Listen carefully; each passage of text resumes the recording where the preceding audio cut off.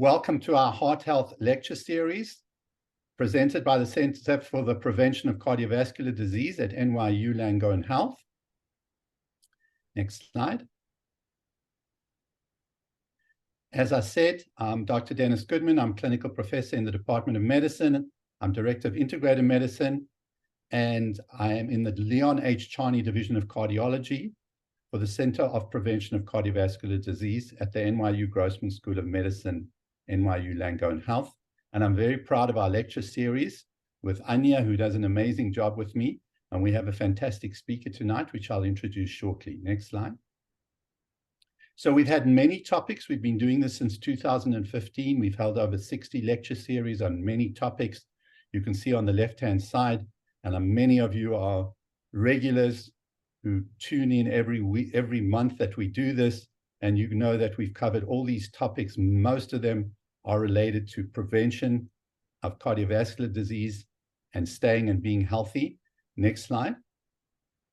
So I am a believer that I used to talk about a four-legged stool, that these are the most important things we can do for prevention. Wellness is not the absence of disease. Wellness is when you focus on these five legs of the stool, which are nutrition, exercise and flexibility, sleep, stress management, and I've added in socialization and connection. We've discussed the Harvard study, which has shown that longevity is related to how connected are you and how good are your relationships, and who in your life are people that you have around you that care and love you, and you care and love them, and that helps you to live longer. So I've added that into one of our legs of our stool. Next slide. So we have a video library where many of the videos, there are over 35 videos on the lecture library now, and you can actually select the Heart Health lectures on the NYU Langone's YouTube channel. We've had probably about over 80,000 hits on these lectures. So if you miss one, or you'd like to go back and hear one of the lectures that we've already recorded, please do that. And tonight's lecture will be recorded as well. Next slide. So there are upcoming webinars. The next one is Dementia in the Cardiovascular System on Wednesday, December 15th. And we're talking about topics for next year now, in the early part of next year, an update on aspirin and blood thinners. We're going to go back to cholesterol, which is always so important, the good, the bad, and all about lipoprotein A. And we're going to go back to why it's so important to get good sleep. Next slide. So you can learn more and register with our Heart Health lecture series at nyulangone.org/Heart Health lecture series. And you'll also find a link to our YouTube recordings. Next slide. This is another way you can keep in touch with us. There's the website I told you, email, Instagram, and Twitter. So there's lots of ways that you can keep in touch with us. And if you have a comment or you'd like to make a suggestion about a topic you'd like to hear about, please email us and we will definitely look into it. Next slide. So you all know by now that you can ask questions along the way. I'll be monitoring the questions, and I'll be asking Dr. Mauskop many of the questions that have already been sent in, and some questions that you will send in tonight. You just go to the Q&A and you can write in your question, and I'll get to as many as possible. Next slide. So tonight, the topic is migraine, heart disease, and stroke, with a real emphasis really on migraines, which are so common. It's estimated that more than 10% of the world population suffer from migraine. I read 1 in 5 women, and that's 20%, and 1 in 15 men have migraines. I'm here, Dr. Mauskop will tell us the exact numbers. But I myself was a terrible migraine sufferer for many years, and our guest speaker tonight, next slide, is Dr. Mauskop, and I have seen him many times, and I can literally say that he helped save my life, as it were, because he's an absolute world expert on migraines and knows everything that there is to know about this topic. He's the founder and director of the New York Headache Center. He's a professor of clinical neurology at SUNY Downstate Health Sciences University. He's conducted groundbreaking research on the role of magnesium Botox, vagus nerve stimulation, and herbal supplements in the treatment of migraine headaches. He's given lectures at institutions as Cornell, Harvard, Columbia, NYU, and Dartmouth medical schools, Mayo Clinic, and Cleveland Clinic. He's published 4 books, dozens of scientific articles, many book chapters and reviews. He writes a popular blog, nyheadache.com/blog. You should definitely check that out because there's so much information there that's really helpful and up to date. His latest book, The End of Migraines, 150 Ways to Stop Your Pain, has been one of the most popular books on migraines on Amazon. His daughter's a wonderful artist, and you're going to see some of her paintings along the way. I just want to say, Dr. Mauskop, Alex, I consider you a colleague and a friend. It's a great honor to have you speak to our group tonight. So thank you so much, and I'll hand it over to you. Well, thank you. It's my honor to be presenting at the NYU Center. And thank you for this kind introduction and for mentioning my daughter's paintings, Julie Mauskop. You can follow her on Instagram if you're interested in her art. I really appreciate your attention to this very important topic because unfortunately many doctors, unless they suffer from migraines like you do and I do, migraines are given short shrift and people often dismiss them as just a headache. They don't realize how disabling these headaches are. They're, as you mentioned, over 10% of the population suffer from migraines, and many are disabled by it. Migraine is considered the second most disabling condition in the world after back pain. So millions of people are suffering from this condition. Luckily, there are many, many good treatments that have come out in the past few years that can make your life much more enjoyable. And that's why the title of my last book that you mentioned as well is The End of Migraines, 150 Ways to Stop Your Pain. Actually, my second edition has 160 items to manage or treat your migraine headaches. So tonight we will talk about migraine diagnosis, and I will have a major emphasis on the role of the heart and connection between the heart and migraines. We'll talk about the treatment of migraines and the effect of medications, migraine medications on the heart, hypertension and headaches. And my favorite topic is non-drug therapies, not just medications, but what can you do without taking medications? My first book actually was called The Migraine Alternative, a Neurologist's Guide to Drug-Free Relief. Well, that's been more than 20 years ago now, so I would recommend my last book.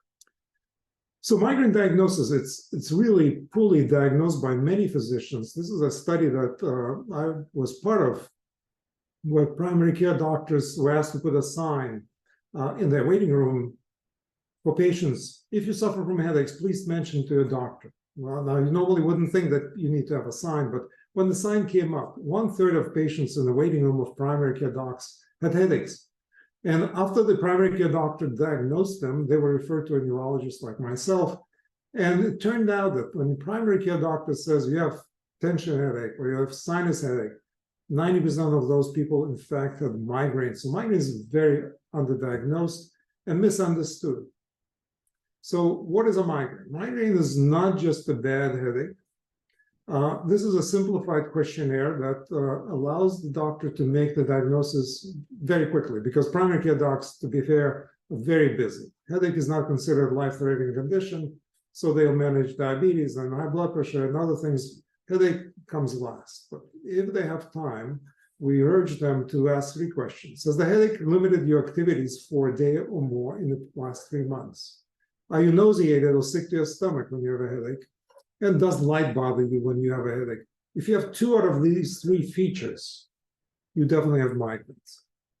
And you may have just one feature and you can have other migraine symptoms. On the bottom, you see one-sided headache. It's very typical of migraine. Sensitivity to, besides the sensitivity to light, also sensitivity to noise, smells, movement. And about 25% of people have visual aura, or some people call it ocular migraine. We call it visual aura. We have a visual disturbance that can last anywhere from 5 to 60 minutes preceding a headache. And we also have, besides ocular visual auras, sensory aura, when you get numb on one side and then you develop a headache. So that's definitely a migraine, even if it doesn't have any other features. If you have an aura, that's a migraine for sure. Many people come in and ask me, what's causing my migraines? I want to find the cause and eliminate it. Well, unfortunately, half jokingly, I tell them that the cause of your migraines is your mother. Some of them will laugh, but in fact, it is a genetic condition in at least 3 out of 4 patients with migraines. And we have more and more genes identified. There are over 100 genes that predisposes you to migraine, which brings up a very important point. The migraine is not a single disease. It's not homogeneous. Every person's migraine is a little different, and that's why we will never have one treatment that will work for every patient. Chances are many people will need different treatments, and that's what we see with available therapies. Some people respond to one, but not the other, because again, migraine is not one disease. Hormonal changes are very important, especially in women. At puberty, headaches often begin. During menopause, they go away. During pregnancy, they often get better as well. So there's a major hormonal influence. Stress is a major factor, and everyone knows that if they're under stress, they tend to get more headaches. Lack of sleep or too much sleep, actually taking a nap sometimes triggers a migraine. Sleep disorders such as sleep apnea, restless leg syndrome, insomnia. Restless leg syndrome is something that's very much underdiagnosed because people are born with this condition and they move all night long and never get into deep sleep. And that contributes to their migraines as well. Treating that is very, very effective. So restless leg syndrome has many, many effective therapies. And then my favorite topic is nutritional deficiencies. Our original research, and I'll show you some slides on magnesium and CoQ10, B vitamins. And there are a small number of patients who will get better with a gluten-free diet or lactose-free diet, avoiding preservatives and other chemicals such as sulfites and nitrates can make a difference. There are certain predisposing factors that make your headaches more severe, more frequent, or we call it chronification. They become chronic from episodic, meaning having one migraine a month, to becoming almost every day. And some people have it daily. Head trauma is one such contributing factor that makes the headaches worse. Major life stresses, obesity, depression, low educational status, excessive caffeine consumption, and as I mentioned already, sleep disorders as well can make your headaches go on and become stronger. Now, you don't need to do a double-blind study, but one such study was done, caffeine withdrawal. So most people who drink a lot of caffeine know that if they wake up in the morning and they don't have their cup of coffee, they'll have a bad headache. And this was a double-blind study where people blindly would switch to decaf. Nobody knew whether they were ill or not. And of course, the number one symptom of caffeine withdrawal was a headache. And some people got depressed, anxious, fatigued. And this was only in 2.5 cups of coffee a day. So when patients ask me, how much caffeine is okay when I have migraines? Well, 1 cup is fine. 2, you're pushing it. You might be actually making headaches worse. And it's very subtle. People don't realize it because every time you drink coffee, you feel better. Caffeine is an excedrin and some prescription drugs for migraines because caffeine actually does help. But daily consumption of caffeine makes your body dependent on it. My memorable case of the man who was drinking 10 cups of coffee a day, and he also told me, I set an alarm for 3 o'clock in the morning because if I don't wake up and have coffee, I'll wake up with a terrible headache. So he would wake up at 3, have a cup of coffee, go back to sleep. So that was an easy case to treat. His headaches definitely improved after he got off caffeine, but you can see how far people can go. Now, as I mentioned, women are more often suffer from, about 2-3 times more often than men suffer from migraines. So this was a women's health study that looked at various conditions, not just migraines.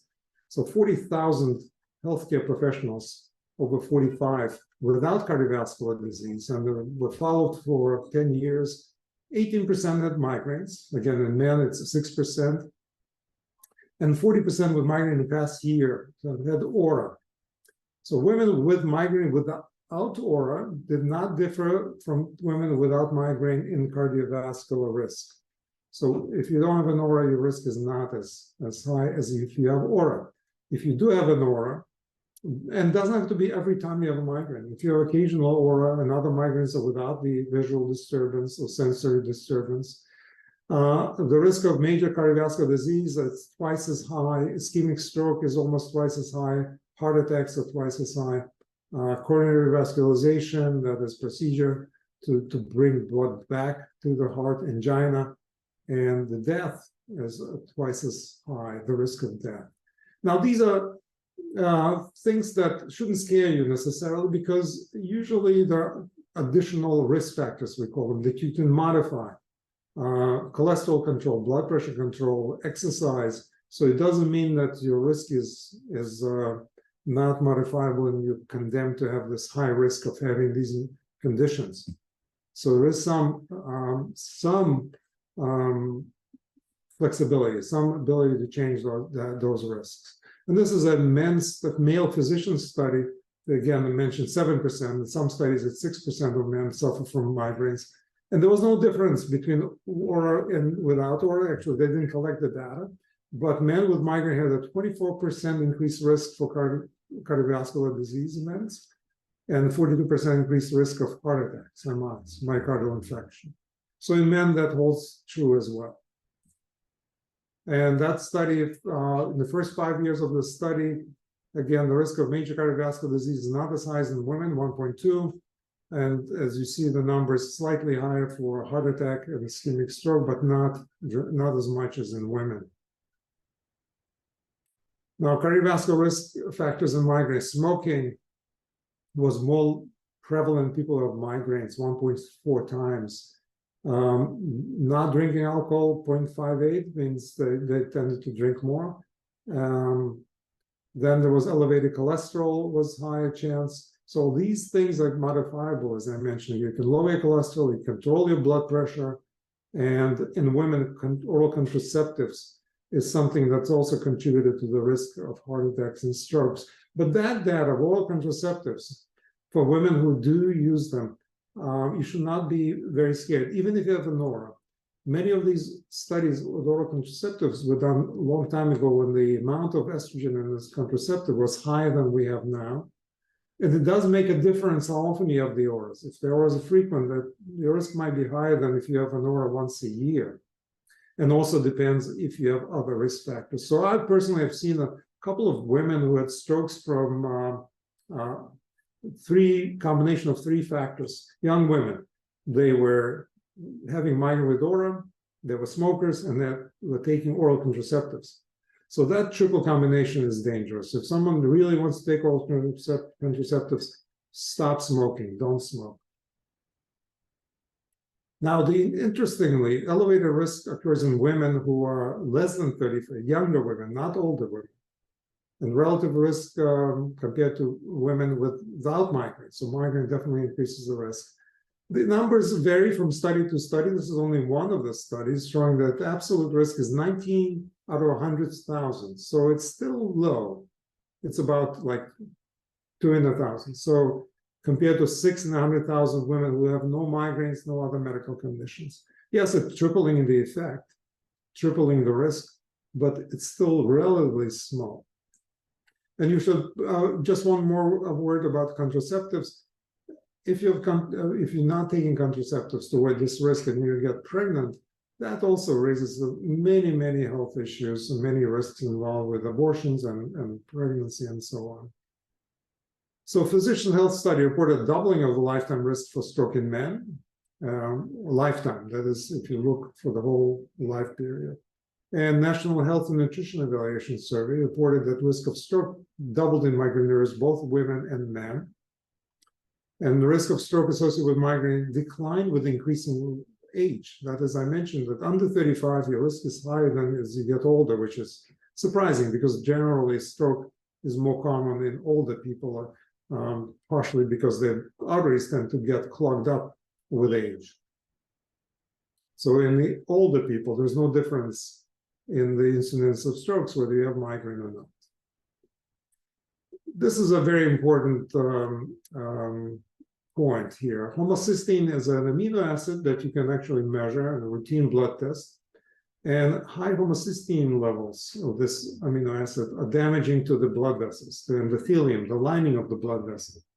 And it's a strong risk factor for changes in blood vessels, and coronary blood vessels, cerebral blood vessels, So migraine patients have a slightly higher chance of having this mutation, MTHFR, methylene tetrahydrofolate reductase mutation, that increases your homocysteine. The good news is that it's very easy to fix homocysteine. You take B vitamins, B12 and other B vitamins, bring the level of homocysteine down.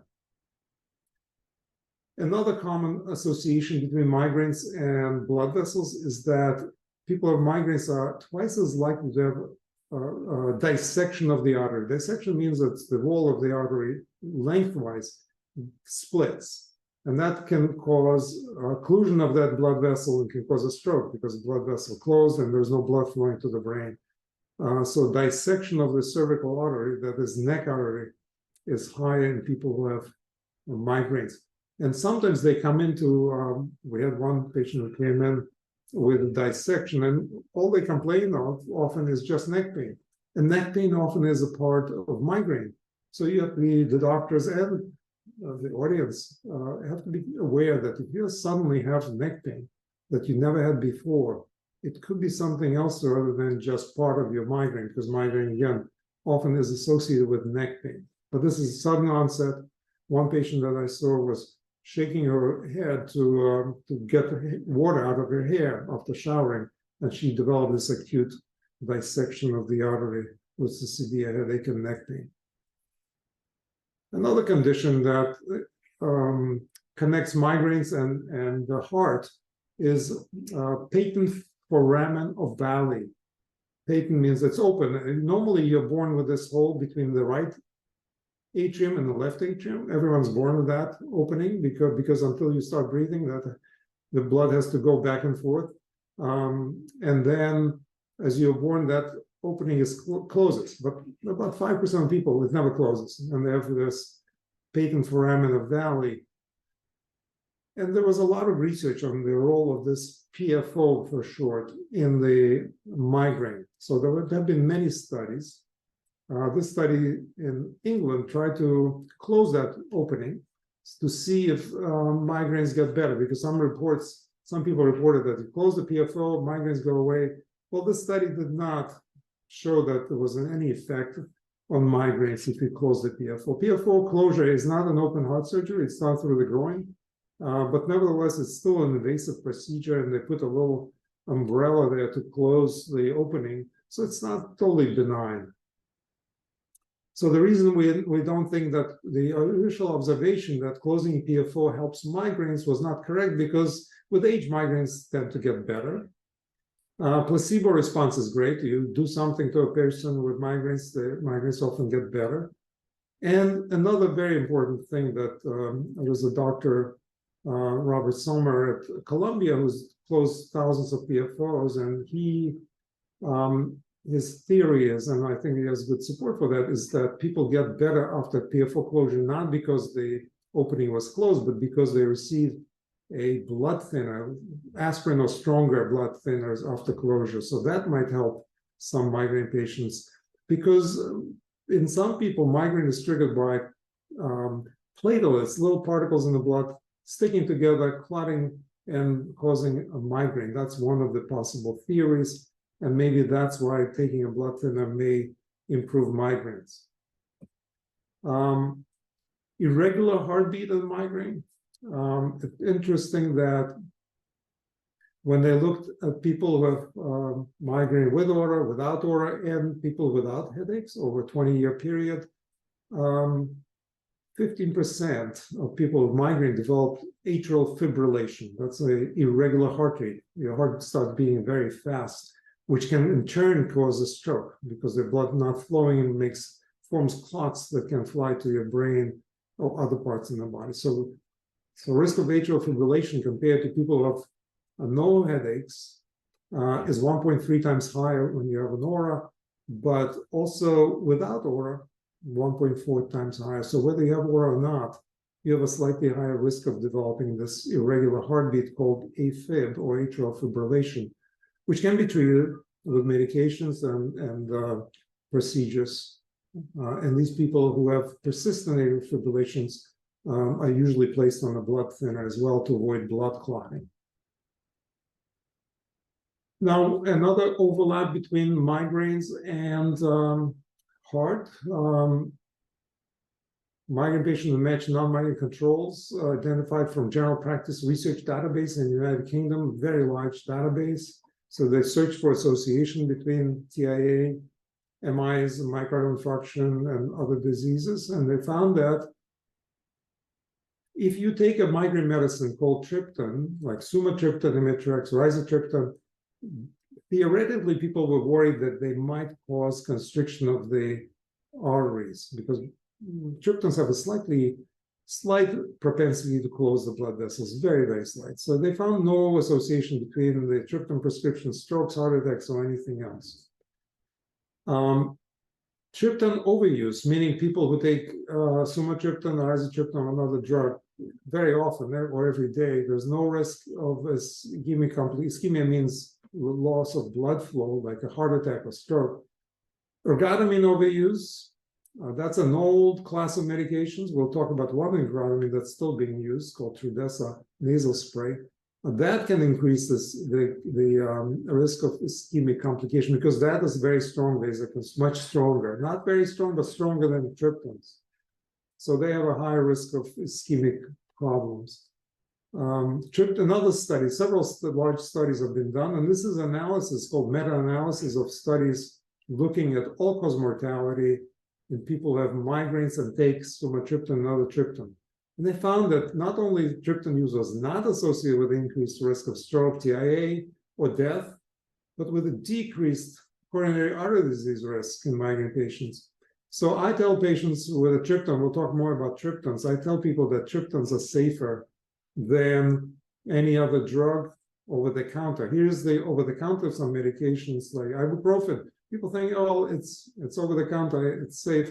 In fact, many non-steroidal anti-inflammatory drugs are more dangerous than the triptans. So I tell people, just take your sumatriptan and you'll be safer than taking drugs like diclofenac, which is, there's a prescription drug for migraine called Cambia, that's diclofenac, and a few others. So, but even naproxen and ibuprofen in this study was not associated, but later studies actually showed that ibuprofen and naproxen are more dangerous than triptans. Here's a study out of Harvard that showed that. They found that, again, a large number of people, like database identified 12,000 prescriptions, 33% were for triptans. These are all migraine patients. 50% opiate barbiturate drugs like Fioricet, narcotics, and 70% for non-steroidal NSAIDs like ibuprofen. And they found that major adverse cardiovascular events occurred in 1% of people taking triptans. Now, these are patients with heart disease already. People who are not perfectly healthy otherwise. 4.5% had risk of cardiovascular disease if they took opiates, and 3.8 NSAIDs. So NSAIDs are 4 times riskier for your heart than triptans. And again, these numbers are relatively high because these were patients who already had heart disease, not patients without heart disease. So triptan in many European countries is over the counter because it is a safe drug that's been out for 30 years. Another interesting intersection, headache and high blood pressure. Many people think that when they have a headache, the pressure goes up, but in fact, if the pressure is mildly elevated or moderately elevated, there's no headache associated with that. Severe hypertension may cause headaches, often in the back of the head, occipital headaches, often when the patient wakes up. And the second number on blood pressure, diastolic blood pressure, is over 120. The other time that headache can happen from high blood pressure when it suddenly goes up from normal to very high.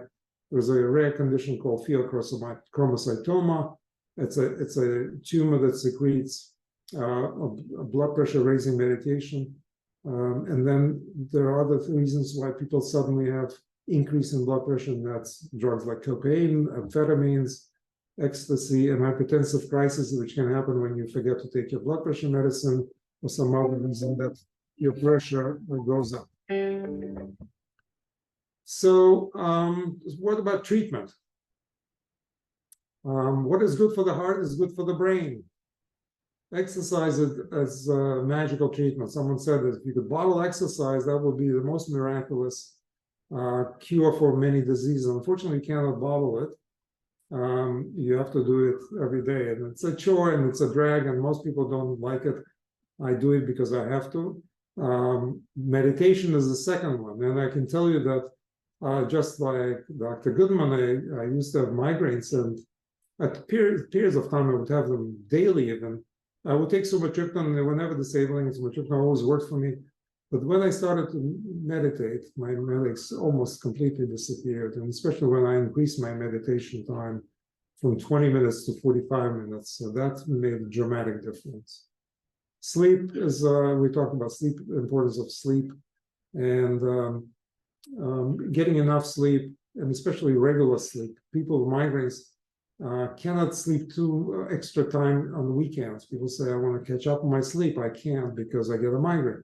So ideally, people with migraines need to go to sleep at the same time, wake up at the same time every day, weekends and weekdays. And you could take a nap, but a short nap, like half an hour nap is fine. Healthy diet is obviously important, and I mentioned already some of the preservatives and nitrites, sulfites that can be contributing, and low-carb diet tends to be better than high-carb diet. Supplements, we'll talk a bit about those, magnesium, CoQ10, and weight control. So weight, we have many good studies, large studies showing that there's a very strong correlation. The weight goes up, the frequency of migraines goes up. The weight goes down, headaches improve, whether you lose it by medication or even bariatric surgery. When the weight drops, headaches improve. Cholesterol, sugar, blood pressure, all these things can be controlled, and obviously don't smoke. And let's talk a little bit about some treatments. So magnesium has been my area of research. Stress is a major depleter of magnesium. People often ask me, why am I low in magnesium? Well, genetics play a role. We have 3 generations of one family coming for magnesium shots. Some people, oral supplements don't work, so they come once a month for an infusion. Low dietary intake, the processed food tends to be low in magnesium. Healthy diet tends to have enough magnesium. Caffeine, alcohol, calcium can actually deplete magnesium, calcium supplements. Gastrointestinal disorders like irritable bowel syndrome, there's a comorbidity. And people with migraines are more likely to get irritable bowel syndrome or colitis and other things, makes you more likely to become deficient in magnesium, and chronic illness of any kind. So this is one of our early studies we published from SUNY Downstate, where I teach at the medical school. We did a research project where we gave an infusion of magnesium to 40 consecutive patients who walked in with an acute migraine. And we found that half of them had a dramatic result. Half who is not considered to be that impressive, but when we looked at the numbers, we found that people who responded, they all were deficient in magnesium. People who didn't respond had enough magnesium. So I would say 50% of people with migraines are deficient and could respond to magnesium supplementation. Of course, oral is not as effective as intravenous, but nevertheless, for many people, taking a pill every day of magnesium can be helpful. Sometimes we don't even do a blood test, because this morning I had a young girl, 17 years old, with headaches, but she also had muscle cramps in her legs. She was always cold. Her hands and feet are cold. She had some PMS. I'm sure she is deficient. I did order a blood test just to check for the other deficiencies like vitamin B12 and D. But I was pretty certain that she is deficient in magnesium. All these symptoms dramatically improve with magnesium. And the bottom one is palpitations. People feel rapid heartbeat. That also is improved with magnesium. And magnesium is again, orally for most people sufficient, but if not, you can actually give intravenous. And the blood test that if you are checking, if you ask your doctor to check magnesium level, there are 2 tests. Serum magnesium, which is totally inaccurate because 99% of the magnesium sits inside the cell, not in the serum.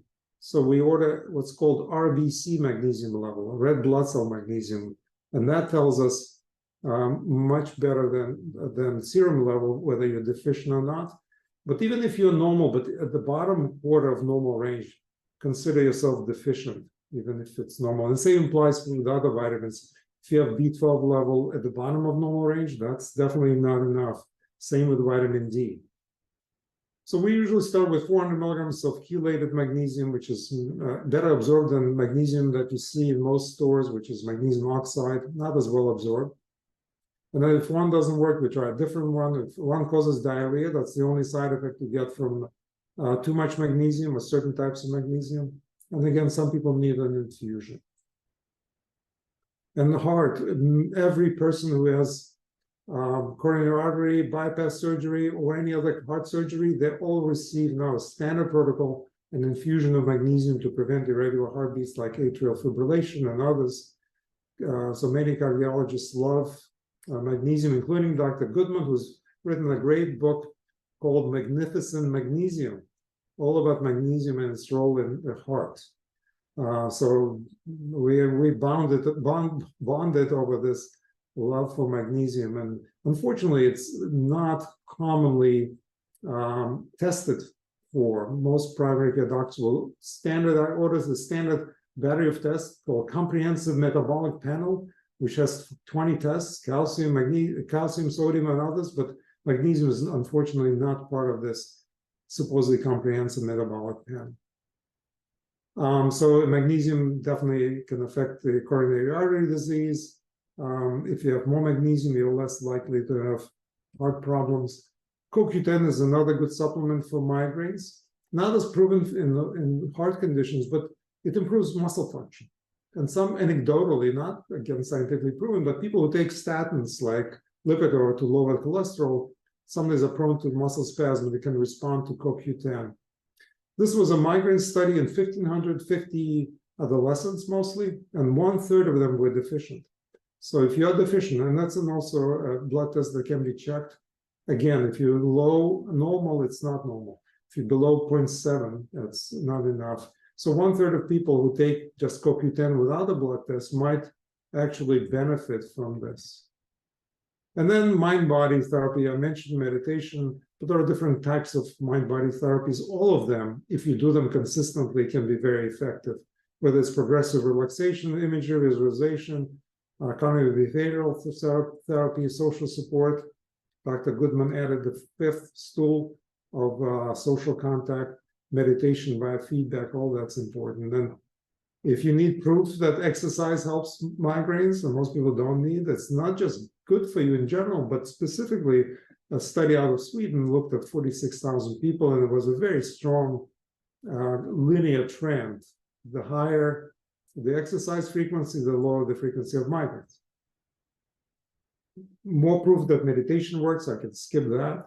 I want to leave enough time for questions, but meditation definitely is something that not just prevents migraines and reduces pain and many other benefits, but structurally, you can see on MRI scans, it can change the structure of your brain.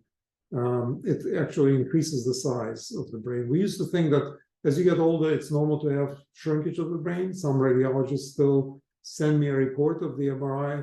If it's a 75 or 80-year-old person, they'll say age-appropriate atrophy. Well, we know now that if you meditate, your brain will never shrink. So there's no such thing as age-appropriate atrophy. It's never appropriate. A few words about triptans. Again, I mentioned it's very safe and effective for about 70%, 60 to 70% of people, not for everyone. And there are 7 of them. And if one works, but not perfect, or causes side effects, then worth trying second or third. And we have new drugs called GPANs, Nurtec and Ubrelvy. The first one, this parentheses should say Ubrelvy, not Nurtec. They're both very good, a bit expensive, but insurance companies often will pay if you try and fail the first 2 triptans. Lasmiditan tends to have more side effects. We don't love it as much. I mentioned Trudhesa, dehydroergotamine. We still use that, but again, it has more propensity to constrict blood vessels, but sometimes nothing works except for that. In an injection, dehydroergotamine is probably the most powerful medication we have for migraines, so we still use that for really when nothing else works.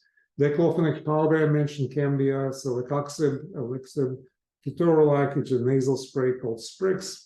And we have several devices such as Cephalene, Arivia, GammaCore, Olivia, and all these very similar technology underlying them. It's like electrical transcranial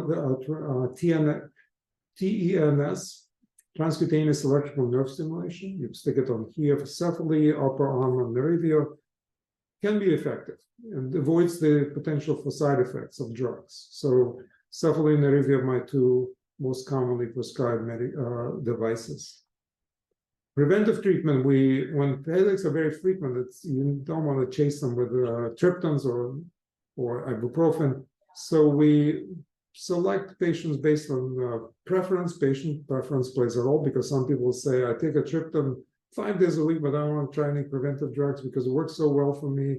I have no side effects. I don't want a preventive medicine. Headache type, migraine versus tension headache, drug side effects, and presence of coexisting conditions. So if you have epilepsy drugs we also use for migraine. If you have depression, antidepressant can help both depression and migraines.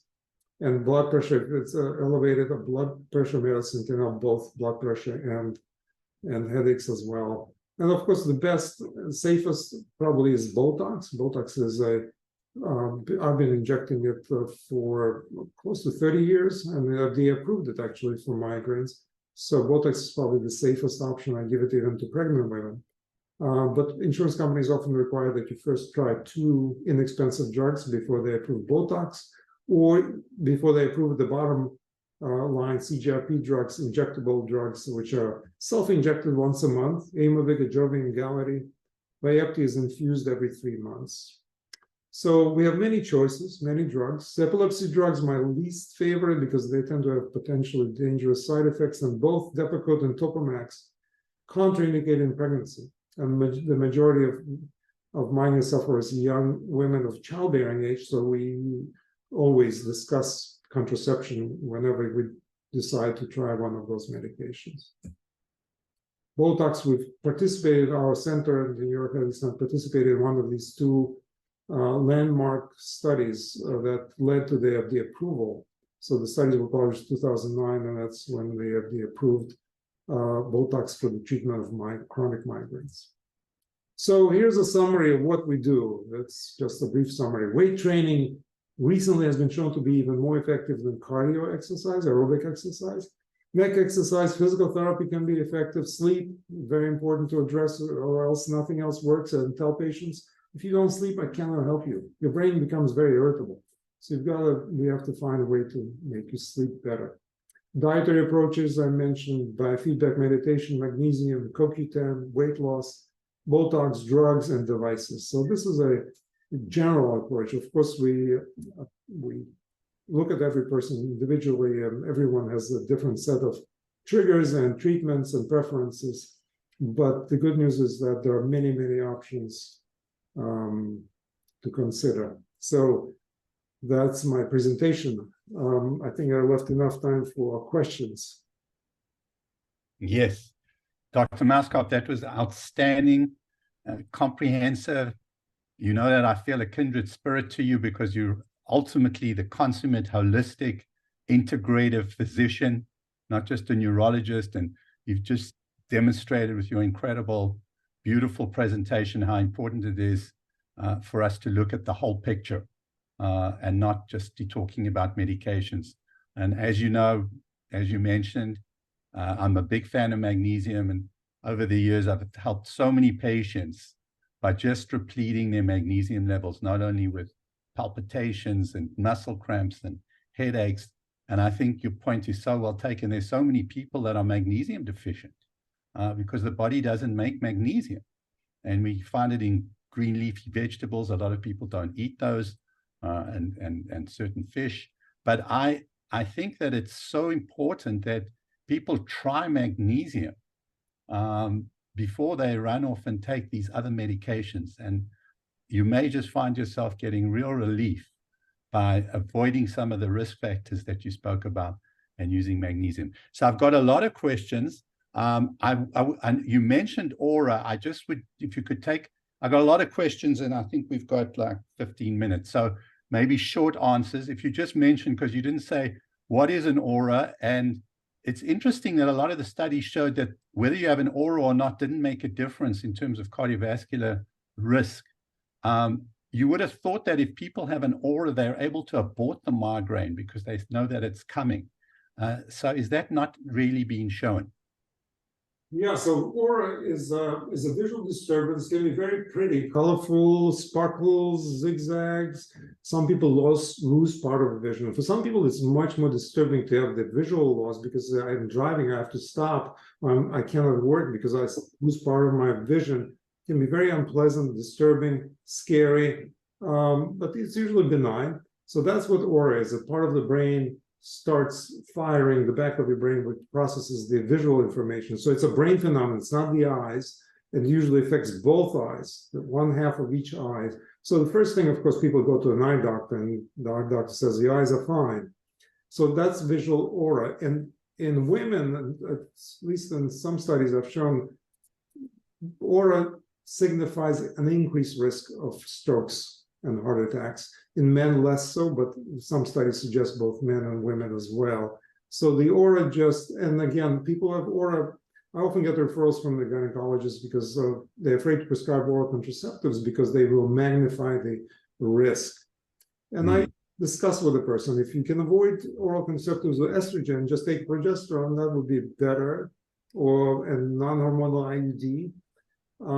But if you need to take it, or some people need to take it because they have severe menstrual blood loss or severe endometriosis or PMS, then it's worth the risk. Because the risk is not that great as long as you don't smoke and you exercise, your blood pressure is good, it's okay. But you're right also about the fact that if you have an aura, it's a warning. You have about 30, 40 minutes to take a pill, and that taking medicine early works much better than if you wait till it's out of control. So people make a mistake. First, I take 2 Advil, see if it goes away. It almost never goes away, but then I take the sumatriptan. It's the wrong order. You take sumatriptan immediately at the earliest sign of the aura. So aura has a positive role in that you can take medicine earlier than someone who starts having a headache suddenly. Okay. Could you, if you stop sharing your screen, then we've written down many of the questions we got. Yeah. You know, I've got a lot of questions from the people listening in as well. I'm going to try to summarize some of them. So maybe short answers, if you can. You've discussed some of this stuff, but here's the first 2. Is the risk of cardiovascular disease relative to the severity and frequency of migraine, not just the fact that you've got migraine? No, we don't see any evidence for that. Okay. Are there any drug interactions between some cardiac drugs like Cartier XT, which is a calcium channel blocker, diltiazem, and Trudhesa? Because theoretically, they've got different mechanisms. Can you take Trudhesa if you're taking a calcium channel blocker? Yes, you can. There's no major interaction between them. And the PSR goes in and out pretty quickly. And in fact, vasoconstrictive properties. Cardia is we call them calcium channel blockers, so it keeps the blood vessel open. So there's no reason to worry about it. And I think some people have had benefit from calcium channel blockers in the treatment of migraine. Yes. Next slide. I was having silent migraines for months before my heart attack. Since I received 2 stents, I never had another migraine. I'm not sure what a silent migraine is. Is it related or just a coincidence? In other words, they were having some spasm, but they weren't having headaches. So no, they were having, maybe some people mean that silent migraine, the visual aura without the headache. Okay. People get the visual disturbance and no headache. In that case, platelets I mentioned before clog together, and if you have a narrowing of the arteries in the heart, maybe there was blood clotting issue that was going up once you open it up. Maybe I can only speculate why this might have happened. No way to know for sure.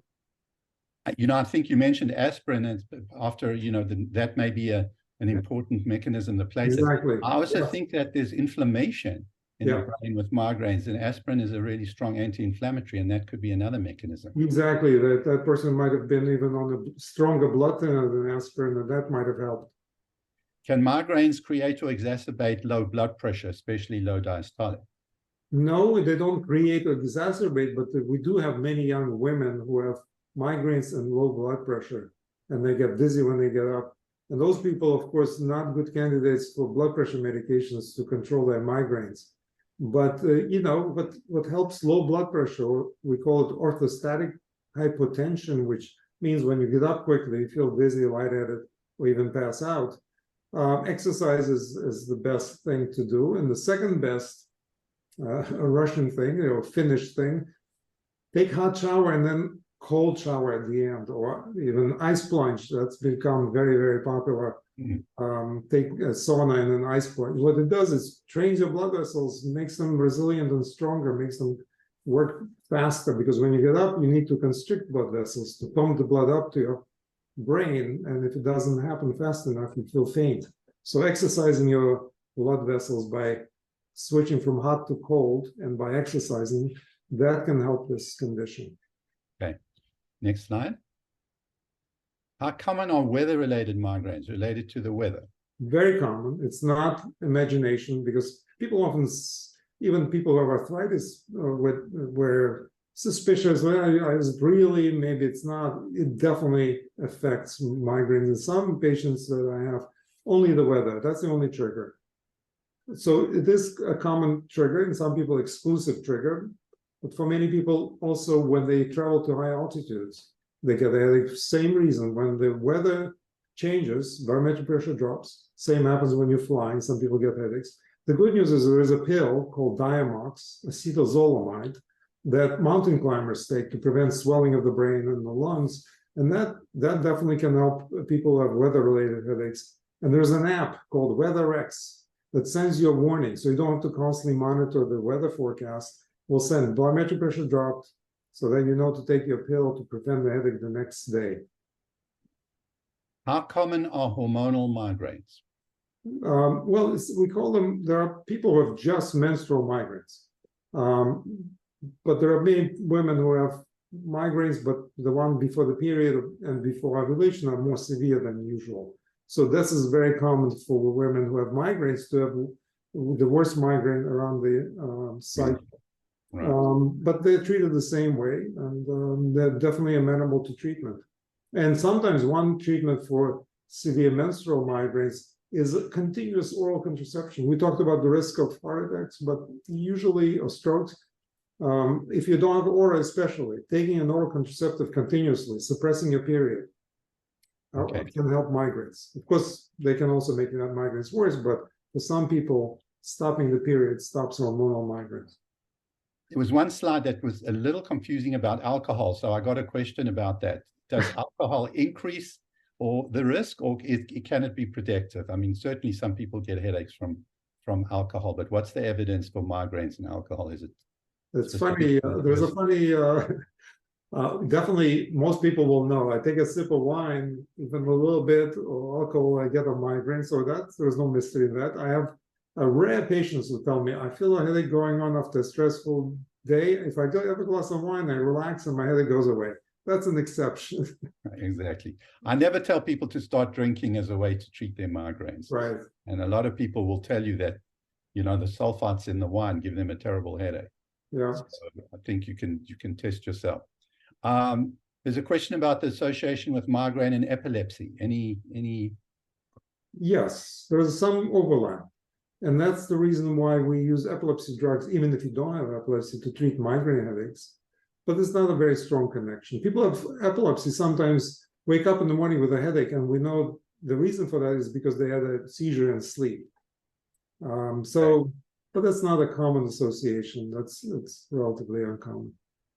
Any interaction between triptans and drug interactions?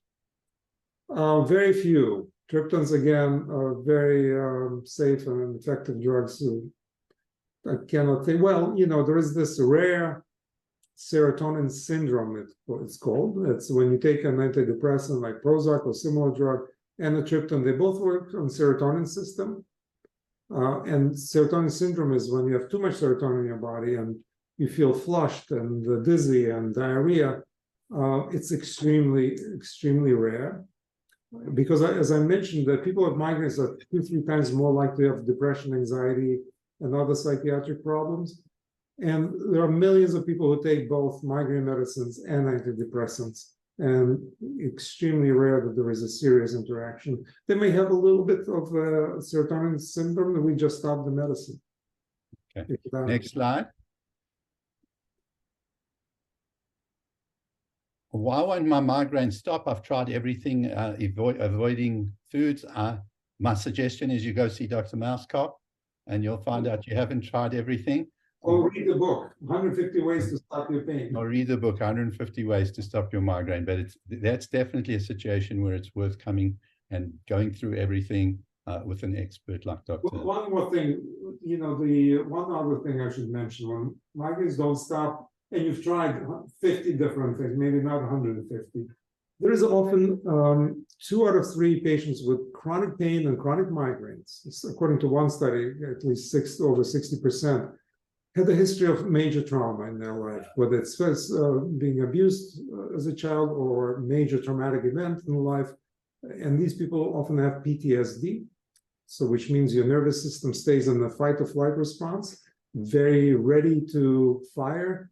And the chronic pain or headaches will not go away until the person deals with the post-traumatic stress disorder, whether it's with medications, with therapy, and other things.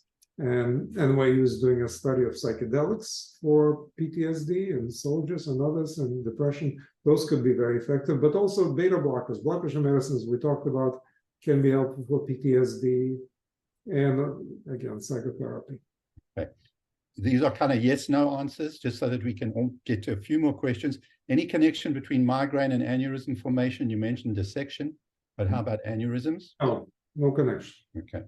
Have you seen any MRI findings, white matter lesions associated with migraines? Is there any connection with structural findings on an MRI? Yes, people who have migraines more likely to have these low white spots that scare patients, but we don't know what the connection is. If you have lots of them, that's bad for your brain, but most people have a few and it doesn't affect you in any way. Any connection with high ferritin levels in the blood? No. Okay. Let's go on to this next question. What causes migraine to suddenly turn on and never turn off? Are there any connections to the COVID-19 vaccine or having COVID? So what's turn on, never turn off, we talked about some contributing factors like major stress and head trauma and obesity and many other things, but sometimes it's mysterious, we have no idea. And yes, I've seen people who have a COVID vaccine and they start having headaches and they're really difficult to control. And same with COVID. After COVID, some people will have a headache. Most of these people have either a history of migraines, even if they were not frequent, or family history of migraines. Some do not, but definitely I've seen patients who are severely affected by COVID, but also other viral infections. I think just to say that's not a reason not to have the vaccine, because it's far worse to get complications of COVID. Okay, next slide, Anya. I did get a question. I just wanted to ask. Someone said they exercise, their headaches get worse. Yes, good question. That is it, and it's a very important thing for some people. What do you do for people? Yes, that's good. Somebody asked, because exercise is best treatment, but if it triggers a migraine, very simple solution. First, you take sumatriptan, if that's the drug that works for your migraines in general, or take 2 Advil right before the exercise, or the same applies to orgasmic or sex-induced headaches. You do it for a week or 2, and then you can exercise without taking the medicine, so your body gets conditioned. And the other thing is, it's more common people exercise once a week rather than a regular basis. So you have to build up the amount and the intensity of exercise rather than doing it once a week and doing a lot, too much. But even small amounts of exercise, if that triggers a headache, take medicine beforehand for a little while until your body gets used to it, and check your magnesium level and all the other potential contributors. Okay. I think we're going to stop because we've got so many questions, but we have to stop because we record this. And I just wanted to tell you that it was really wonderful. Thank you. Here is a way to see Dr. Mauskop if you'd like to. There's his phone number. And there is, he has an office in Manhattan and one in Westchester. I told you that he's my neurologist and helped me significantly. And I ended up getting so much benefit from the non-pharmacological approaches. And I'm sure you're pleased to know that I don't use Botox anymore or Ajovy, and I've managed to control my migraines with these lifestyle changes that we've spoken about. Well, thank you. This has been a pleasure. I really enjoyed having this opportunity to speak to. I want to put in a word for your daughter's beautiful painting. So what was the website if they want to go and look at that? Oh, Instagram, Julie Mauskop. Julie Mauskop, okay, on Instagram. And so we have a large group of preventative cardiologists, and here's the number if you want to see them. One of them, we have offices in Manhattan at NYU, both here on 30th and 1st, and also in Long Island, and there's the number. So, and there's the website, nyulangone.org/CVD prevention, if you want to be in touch with us. Thank you so much, Dr. Mauskop. It was an absolute pleasure having you on today. And we look forward to having you back, because it's such an important topic, and you did an outstanding job reviewing it. Thank you so much. Thank you very much. Thank you for having me. And thanks to Anya, as always, who does an amazing job.